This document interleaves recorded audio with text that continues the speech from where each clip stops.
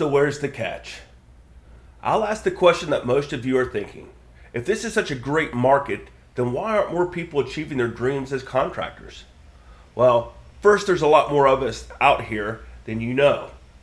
Most wealthy entrepreneurs in the federal government contracting industry launch small businesses that you've never heard of. Their companies typically support nested government offices that lay deep in the federal government organization chart. And when they sell their companies, they are typically acquired by companies that you have never heard of either. However, the question is still valid. This market should be flooded with aspiring entrepreneurs, and it's not. Here's why. There are 3 reasons why such a relatively small number of companies pursue this industry. First, most corporate leaders either lack the initiative, patience, or knowledge of where and how to learn the process to sell their goods or services to the federal government. With impatient investors, maturing debt, and shrinking funded runways, many small business stakeholders are too impatient to pursue the longer federal government sales cycle and forgo this lucrative market. In their defense, learning this industry is incredibly difficult. This is completely unbelievable, but not a single elite MBA program specializes in doing business with the world's largest customer, the U.S. federal government. It's shocking, but somehow the universe of higher education has overlooked this trillion-dollar industry. Although there are companies and consultants that provide very specific training programs, they are all tailored to companies with very deep pockets. These training providers assume their target customers pursue multi-billion-dollar contracts and have tens of millions of dollars to invest in their bid and proposal efforts. Here's a totally free piece of advice for any startup founder who has $30 million to invest in a proposal. Skip this industry and just buy your small private island now. The second reason a relatively small number of companies pursue this industry is many companies believe that the federal government contracting has razor-thin profit margins, and this industry is simply not worth their effort. This is a commonly believed perception, but what is the basis of this myth? Who perpetuates this lie? Well, it's hard to believe, but the federal government does. Why? The federal government has been burned so many times in the press with stories about $400 hammers, $600 toilet seats, and $7,000 coffee makers that they will only give contract awards to quote-unquote low-profit bidders. On paper, this is correct. To give the government the political cover that they want, bidders propose ridiculously low profit margin while managing to a higher yet reasonable margin during the execution of the contract. In other words, bidders will propose A% profit and manage to Z% profit. This is a common phrase in this industry. On my best contract, I proposed 5% profit and managed to well over 30% profit while still meeting all contractual obligations. Let's be honest, the government knows that no reasonable company would ever assume the risk of a half-decade-long contract performing millions, if not billions, of dollars worth of work for a comical 3% to 5% return. In summary, the razor-thin profit myth is just that. A myth promulgated by government entities to make themselves look like good stewards of taxpayer dollars. However, it is true that government contracting is a bigger number, lower profit industry. The third reason why so few companies pursue federal government contracts is somewhat ridiculous. Many companies are concerned about the negative perception of federal government contracting. Admittedly, federal government contractors frequently get painted in a less than flattering manner. Just go to the movies and you will watch greedy defense contractors serve as ruthless mercenaries, create apocalyptic bioweapons, and even try to weaponize dinosaurs. Yes, poor innocent dinosaurs. Due to my security clearance, I can neither confirm nor deny the presence of velociraptors in our defense arsenal. Greed and a total lack of ethics are the underlying themes that Hollywood and the 24/7 news networks use to portray government contractors. The days of heroically portraying Rosie the Riveter are long gone. Sadly, supporting your country has waned in popularity. To be honest, I'm more than happy with this negative perception because it helps keep over 95% of U.S. companies from competing for federal government contracts. Yes, you read that last sentence correctly. Less than 5% of U.S. companies are carving up the federal government trillion-dollar spending pie. Trust me, the slices can get really big. Now let's discuss a real perception of contracting. This is where I must be brutally honest. Just like there are bad apples in any industry, there are bad apples in the federal government.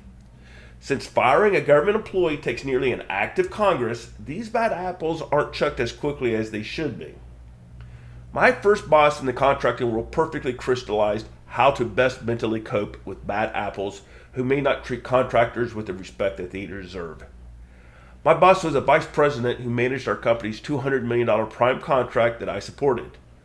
As part of our contract, he crafted a strategy and submitted it to our government customer who immediately saw its brilliance.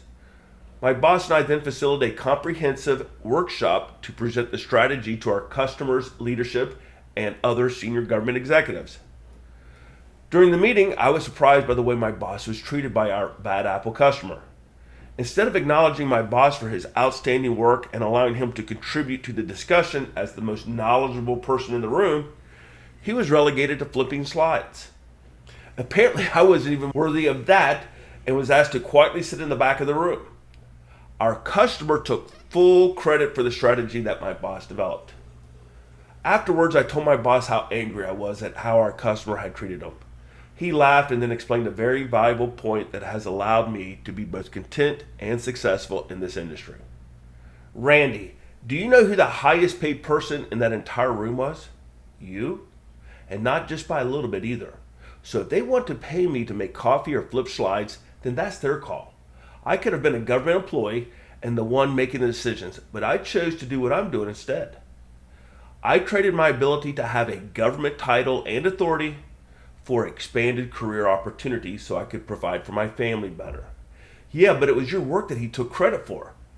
Our customer did his job by hiring the best contractor to develop their strategy, us.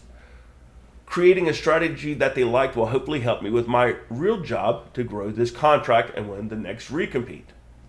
It's just a means to an end. But still, Randy, you have to decide if you want to be in business or the government. His point helped me make a decision that propelled me to financial independence. However, this was no Hollywood moment where I had an epiphany and eagerly launched a company. Being an introvert, I launched my first federal government contracting company with the eagerness of a person going to a colonoscopy appointment. Nonetheless, I had a growing family with ever-increasing financial obligations and launched my first company while keeping my day job and its stable income. Fortunately, government contracting was nothing like I expected. In fact, I absolutely love being an entrepreneur in this industry. Working on my company after coming home from my dead-end job not only made launching a company a very low-cost and viable possibility, but it also made me feel empowered and in control of my future. This emotional caffeine was both therapeutic and invigorating.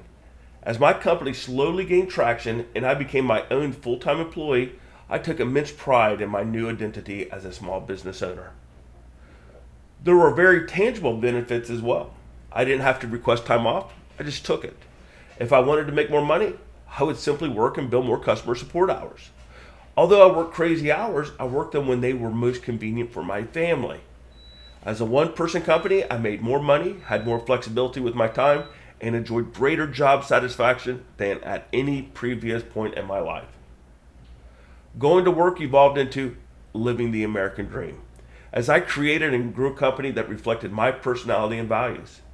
As a small business owner, I was inspired to positively impact the lives of my customers and employees. Getting back to my original motivation, being an entrepreneur in the federal government contracting industry also gave me an opportunity to provide for my family in the manner that I wanted. My small business gave me an income comparable to a CEO of a Fortune 500 company. Although my earnings were near the bottom of that list, my seven-figure annual income did not include the equity that I was building in my company. As such, my life changed on the day my company was acquired for 8 figures. I fully understand that entrepreneurship is not for everyone, but entrepreneurship in the federal government market has numerous advantages over other industry. It's not what most people expect. All you must do is step into Teddy Roosevelt's arena. Very few people have the courage to enter that arena. For those that do, success seems to follow them around. I have spent much of my life working up the courage to step into that arena. It was a long journey for me, but one that has led to significant financial success and personal satisfaction. However, the real value was the journey itself and how it changed me as a person. I implore you to enter the arena. Stand or fall, you will experience a greatness that few will ever know.